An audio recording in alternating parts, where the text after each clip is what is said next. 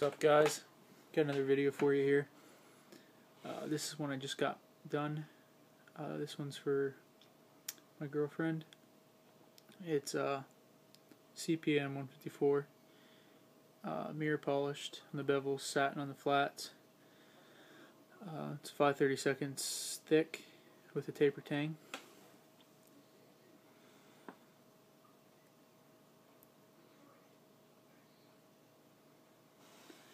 And it's a maple burl handle, stainless steel pins, then lanyard tube,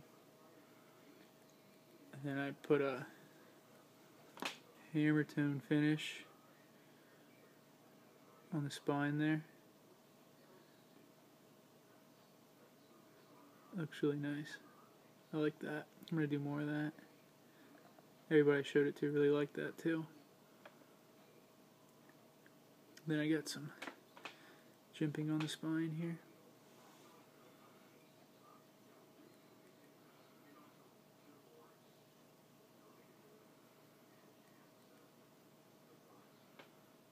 I'm gonna touch it up here and there. It's not quite done, but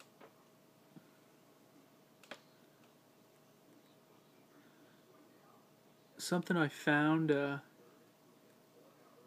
can see the reflection from the camera into the camera. You can see it there. See that? When mirror polishing, it helps to go, for me at least, to A16 if possible before heat treat. A6 before heat treats, it doesn't really work. It doesn't, because you still have to get off the heat treat finish. But A16 seems to do a pretty good job. And then A6, and then buff with green compound and the white compound. What I've found doing mirror polish is that whatever you think you need to spend on each belt, double that time, and you might be close to getting a mirror polish.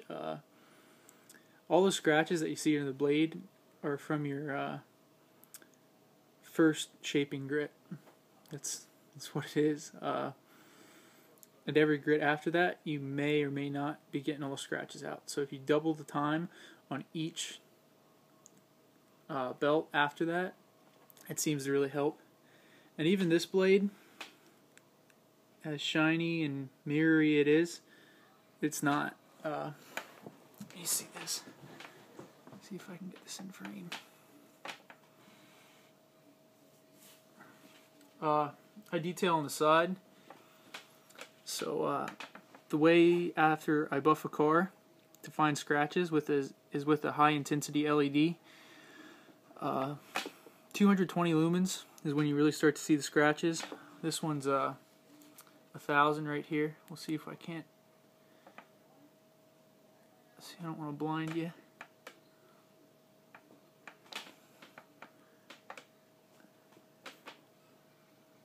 And you can see those scratches. And they're very, very fine. I actually used car polish on this all the way up to 3,000.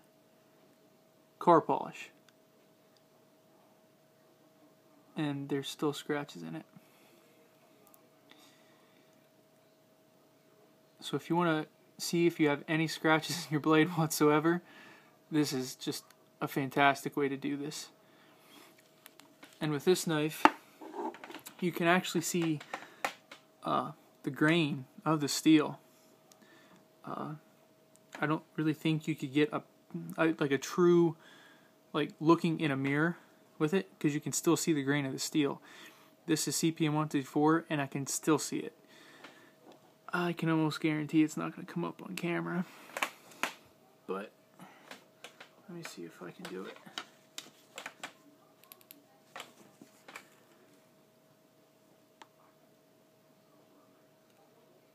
No, it's just showing the scratches.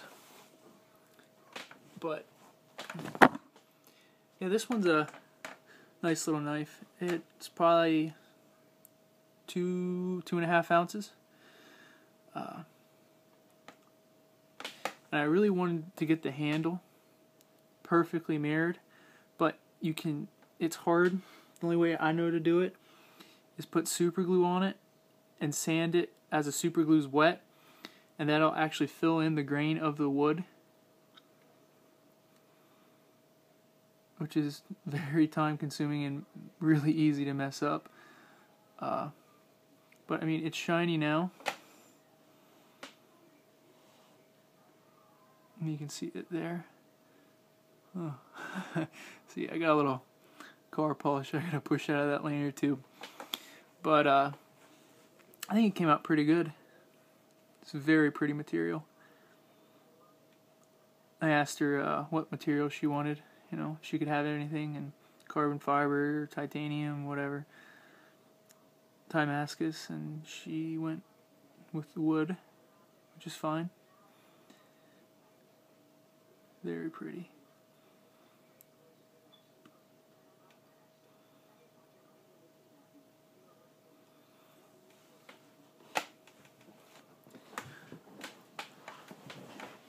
But I'm pretty happy with this one. It really turned out well for me.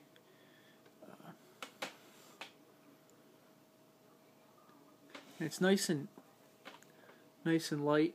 Now her hand is, you know, a lot smaller than mine, so this, you know, it's way too small for my hand. But there's actually contouring within the handle. See it probably better from the back side. Yeah, right there. So her pinky actually is right here, when mine just covers the whole thing. It's a small blade, probably about a little over 3 inches. But I think this was my favorite one I made so far. See right there, you can see some of the scratches. Now the way I know these obviously aren't grind lines is that the scratches are going parallel with the blade and not vertical. So I know that's just light scratches from even touching it. Even though it's steel and it's hard, the actual, I don't know why, it's weird, but like if you touch it with dirt on your hands, it will scratch it. And that just seems ludicrous, but I've seen it. When I was polishing this blade, I went to wipe it with my hand, and I just washed my hands, but there's still just a little bit of dirt in my hands, and it scratched it. I had to do it all over again.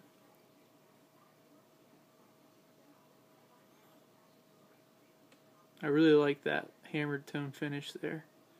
It just looks kind of like I don't know, almost jewelry-like. It glimmers.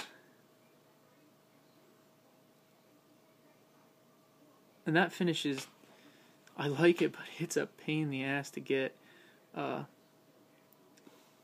What I did was I took a small ball peen hammer and then just lightly tapped the back of the blade before it was hardened, and it gives it that hammer tone finish, hence the name. But what happens is, if you hit it too hard, you'll get this this burr.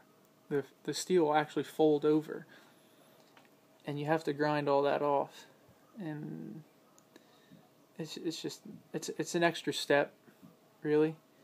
Because I took this all the way to A16, so you can't see the grind lines within the hammer tone finish. And yeah, it's a pain in the ass, but it looks awesome. Yeah, so let me know what you guys think. I'm pretty proud of this one. I'm not even gonna lie. I spent a lot of time on this one, more than I probably should have, but I'm digging it. My girlfriend seems to be pretty happy with it, although she has no idea how much work it actually is. But then again, not many people do, except for usually the people making them.